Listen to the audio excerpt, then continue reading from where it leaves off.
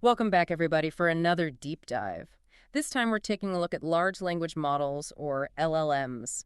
These LLMs are all the rage. They really are, and we have a brand new paper here that just came out on January 8th of this year, 2025. Oh, wow. So it's hot off the press. Yeah, really brand new stuff. It's titled Towards System 2 Reasoning in LLMs, Learning How to Think with Meta-Chain of Thought. Okay, wow, that title is a mouthful. What's it all about? Well, it's looking at how to make LLMs better at reasoning and solving problems in a more strategic way, almost like teaching them to think more like humans. Now, that is fascinating. Are they really saying these LLMs might be on the verge of actual human-like reasoning? That's what the researchers are exploring in this paper, yeah. I'm really curious to hear more. Where do they even begin to tackle a concept like that? Well, they start by highlighting a pretty fundamental problem. They say even the most powerful LLMs out there, they often struggle with certain types of reasoning tasks. Okay, so what kind of tasks are we talking about here? Give me an example. Sure, they give a really interesting example in the paper. Imagine you have a math problem Okay. where you need to evaluate an expression at, let's say, x equals pi. Okay, sounds straightforward enough. You would think so, right? Especially for, something like GPT-4. Right, exactly. But even GPT-4 can trip up on this. Really? And it's not because of the math itself. Okay. The expression they use, it always equals 1. It doesn't matter what you plug in for x. So there's a trick to it. Yeah, there's a pattern that the LLMs are missing. I They see. get caught up in the steps Okay. instead of seeing that bigger picture, that underlying pattern. So they're not really understanding the concept. They're just trying to brute force a solution. Exactly. Right. And the researchers, they call this the complexity hypothesis. Complexity hypothesis. Yeah, they suggest that LLMs struggle when the reasoning process isn't linear. That makes sense.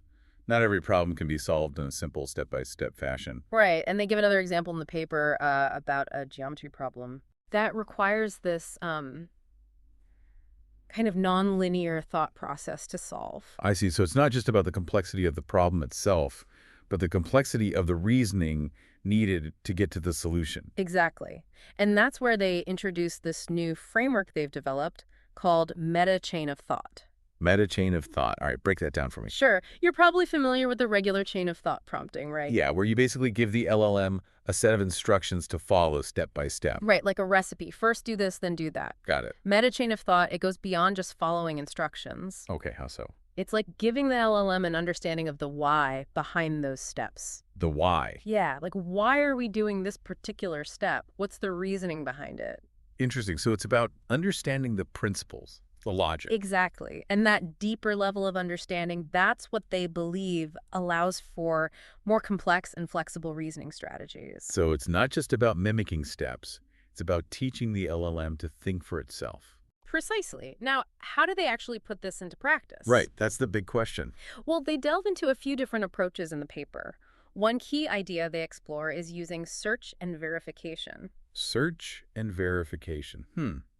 That sounds familiar. Yeah, think of it like exploring different paths and then evaluating which ones are the most promising. Okay, I can see that. So the search part is like brainstorming different reasoning paths. Exactly. Yeah. And they use algorithms like Monte Carlo tree search or MCTS That's CFS, got it. to explore these different possibilities. And then the verification part. Yeah, what about that? That's where they train separate models to evaluate the quality of those reasoning steps. Okay, so you have one model exploring different paths and another model checking if those paths make sense. Exactly. It's a two-pronged approach. I like it. So does this actually lead to better results? Well, the researchers say yes. They present evidence that using this Meta-CoT framework, it does lead to improved reasoning performance. That's exciting. Can you give me a concrete example? Remember that math problem we talked about earlier? The one where even GPT-4 stumbled? Yeah, the one with the hidden pattern. Exactly. They tested models with Meta-CoT on that same problem, and these models consistently outperformed other LLMs. They were able to solve it correctly. Wow, so they were able to see the bigger picture and find that underlying pattern. Exactly. And it wasn't just with math problems. They also tested it on a maze-solving task. Okay, how did that go? What they found was, as the mazes became more and more complex, the advantage of the Meta-CoT models, it became even more apparent. So the tougher the challenge, the better these Meta-CoT models performed. That's what the research suggests, yeah. This is really fascinating stuff. It sounds like this meta chain of thought framework could be a significant step towards making LLMs much more powerful and effective. It definitely seems promising, but it doesn't stop there. The researchers also introduce another concept in the paper called meta-reinforcement learning, or Meta-RL. I'm RL, okay. Now we're getting really meta. I know, right? We've talked about teaching LLMs to reason better. Meta-RL, it takes it a step further. It's about teaching them how to learn how to reason. Hold on. Learning to learn. Isn't that like a human thing? It is, and the researchers believe that Meta-RL could be the key to unlocking even greater reasoning capabilities in these models. Wow. So not only are we teaching them to think, we're teaching them how to learn how to think. Exactly. And this leads us to another interesting challenge. Which is, How do you train models that can learn to reason in this way? How do you create data sets that are specifically designed to train these advanced reasoning capabilities? right, that's a critical piece of the puzzle. You need the right fuel to power these advanced engines. Exactly. And that's where they introduce another fascinating initiative, the Big Math Project. Big math, huh? Sounds ambitious. It is. It's an effort to create a massive data set specifically designed for training these reasoning models. I'm sensing a theme here. Everything about this research seems big. Big ideas, big challenges, big data sets. It is big, but they outline some key criteria for creating a data set that's actually effective for this purpose. What kind of criteria are we talking about? Well, first, the solutions need to be verifiable. Meaning, there's a clear right answer. Exactly. Second, the problems should be open-ended. You don't want the models just memorizing answers or relying on tricks. Right, they need to actually engage in the problem-solving process. Exactly. And finally, those solutions need to be expressible in a clear and concise way. Okay, that makes sense. So how does big math stack up against existing math data sets? That's the thing. Even the largest ones out there, they're still tiny compared to what's needed to truly train these advanced reasoning models. So big math is a call to action, a way to rally the AI community to contribute to this massive undertaking. Absolutely. It highlights the collaborative nature of this research. This all sounds incredibly exciting. I can't wait to see how this research unfolds and what kind of impact it has on the field of AI. Me too. It's clear that these researchers are pushing the boundaries of what's possible with LLMs, but we've only just scratched the surface here. Yeah, we've covered a lot of ground, but there's still so much more to explore. Like, how do we actually translate these theoretical frameworks into real-world applications? What are the potential benefits and risks of having AI systems that can reason like humans? Exactly. Those are some of the big questions we'll be tackling in the next part of our deep dive. I can't wait to dive back in. Welcome back. We're picking up our deep dive right where we left off, talking all about meta chain of thought and those amazing LLMs. My head's still spinning from all that stuff about learning how to learn. It's wild. It is pretty mind-blowing, isn't it? Just think, we might be looking at a future where AI is helping us with scientific discoveries, coming up with amazing new algorithms, even just solving everyday problems in a much smarter way. It all sounds amazing in theory, but how do we actually get from these ideas to real-world stuff? That is the million-dollar question, isn't it? The researchers actually talk about this too, about bridging that gap between research and real-world applications. Okay, so what's the secret sauce? Well, they talk a lot about transfer learning. Transfer learning, huh? Sounds kind of like magic. Haha, it kind of is. The basic idea is you train a model on one set of tasks, and then it can actually apply that knowledge to completely new tasks, even if it's never seen them before. Like learning to ride a bike and then suddenly you can ride a unicycle too. That's the idea. So let's say we've trained a model on a bunch of math problems Yeah. using this Meta-CoT thing we talked about. Okay. Ideally, that model could then use its reasoning skills in other areas too, like physics problems, or maybe even writing code, who knows? So it's not just limited to what it was specifically trained on. Exactly. It can generalize and adapt. I like it. Very clever. Yeah. But I'm guessing there must be some kinks to work out, right? Making that transfer learning actually work smoothly. Oh yeah, definitely. There are always challenges. Like what? One big one is making sure these models don't just overfit to the data they're trained on. Overfitting. Yeah, it's like if you cram for a test by memorizing the answers. Okay. You might ace that specific test, but you haven't really learned the material. So if the questions change even a little, you're toast. Exactly. Overfitting is like the AI version of cramming for a test. Got it. Instead of actually learning to think, they just learn to recognize patterns in the data. Which isn't really thinking, is it? More like sophisticated pattern matching. Right, which is why those data sets we talked about earlier are so important. Complicated math and all that. Yep. The more diverse and representative the training data is, the less likely the model is to overfit. It's all about teaching these AI models to truly understand, not just parrot back information. That's the goal, to make them more adaptable and flexible. It's pretty amazing, really. We're talking about making AI think more like humans. That's right, and that brings us to another really important aspect, explainability. Explainability. So, can we ask these AI why they did something? That's the idea. We want to be able to understand how these systems arrive at their conclusions. I mean, if they're going to be helping us make big decisions, we need to know what's going on inside that AI brain, right? Absolutely, it's about trust. Right. If we don't understand how they're thinking, how can we trust their recommendations? Exactly. Imagine an AI suggesting medical treatments or investment strategies. Oh, yeah, high-stakes stuff. You'd want to know why it's suggesting those specific things, wouldn't you? For sure. So how do we make these AI explain their thinking? Well, one way is to make their chain of thought visible. Visible. Like we can see the steps they're taking. Yep, it's like having the model show its work so we can follow its logic. Like those math problems in school where we had to show all our work to get full credit. Perfect analogy.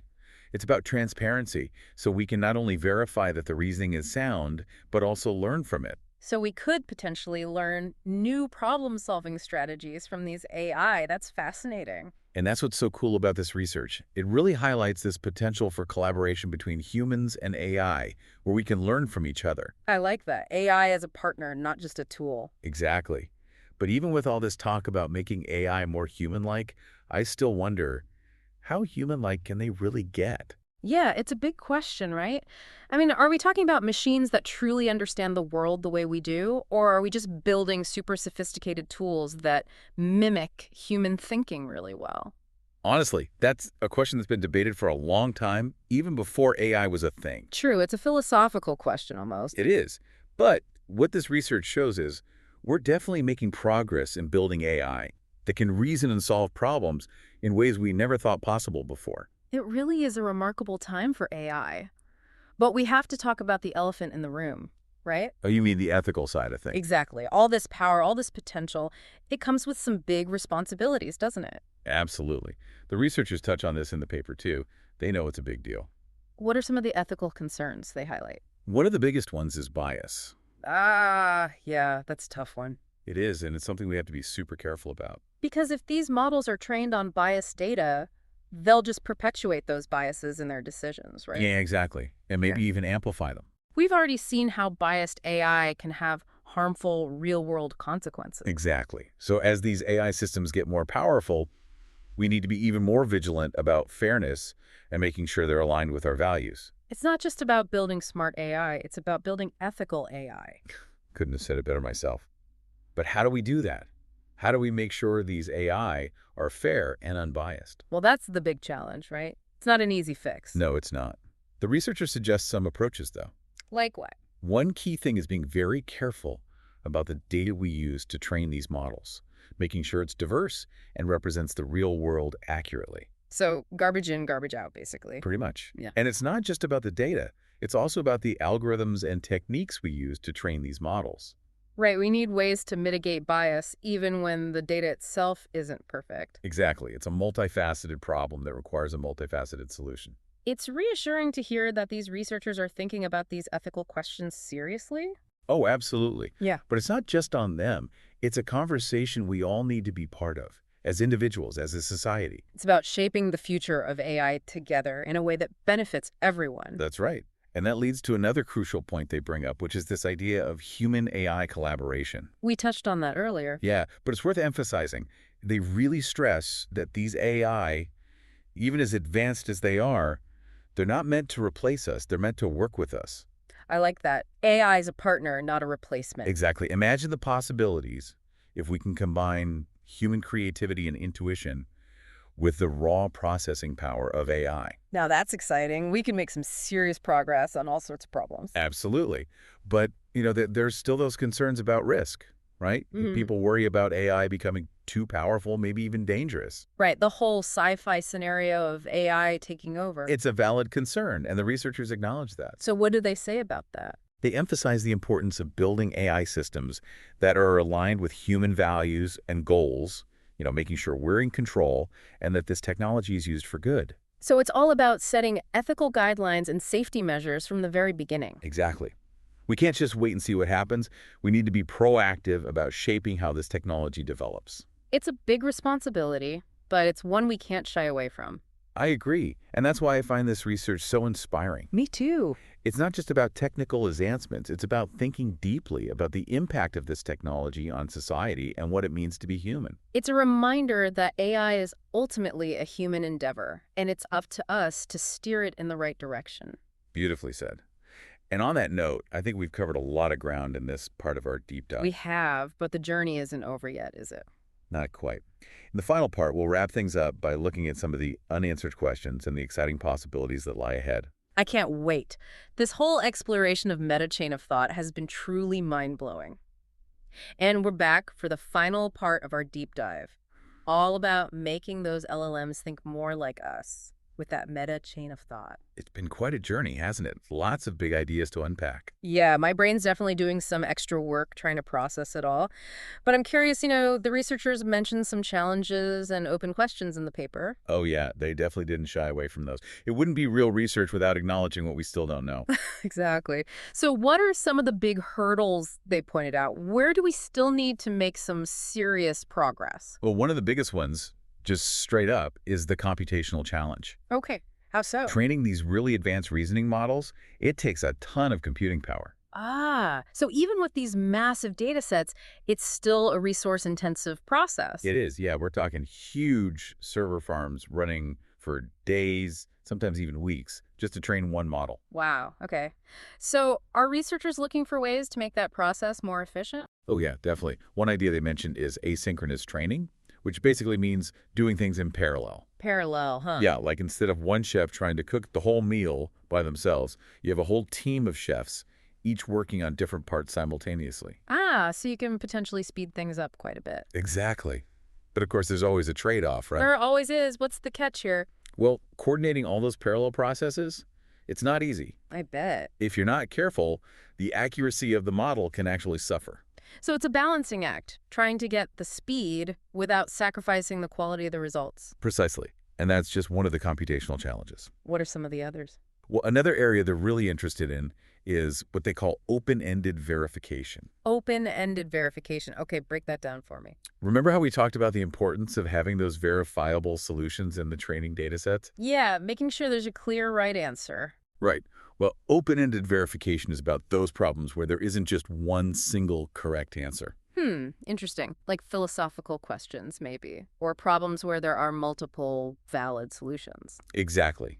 So how do you train a model to reason effectively in those situations where it's not just about finding the right answer? Yeah, that seems way more complex than just checking if an answer matches the key. It is. And the researchers suggest using something called a generative verifier. A generative verifier. Okay, I'm intrigued. So instead of looking for a specific answer, the verifier looks at the whole reasoning process, checking if it's logical and coherent. So it's more about evaluating the quality of the thinking itself, not just the final output. Exactly. And this ties into another important idea they bring up.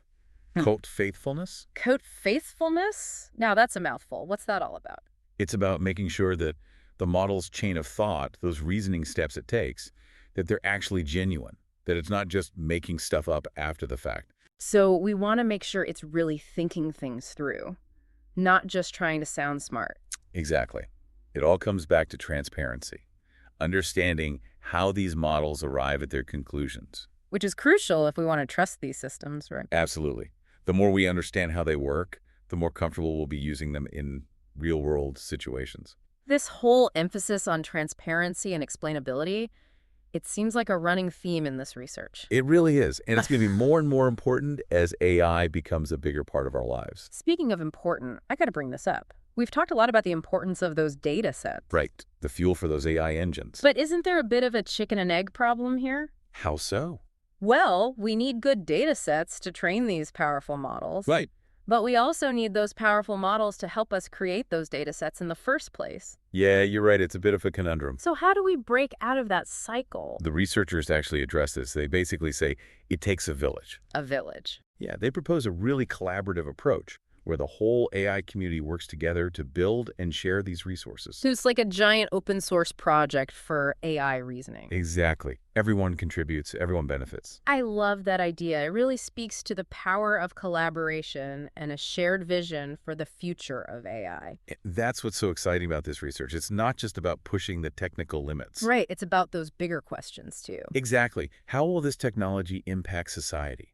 What does it mean for our understanding of intelligence itself? This deep dive has been a real eye-opener. It's made me think about AI in a whole new way. I'm glad to hear that.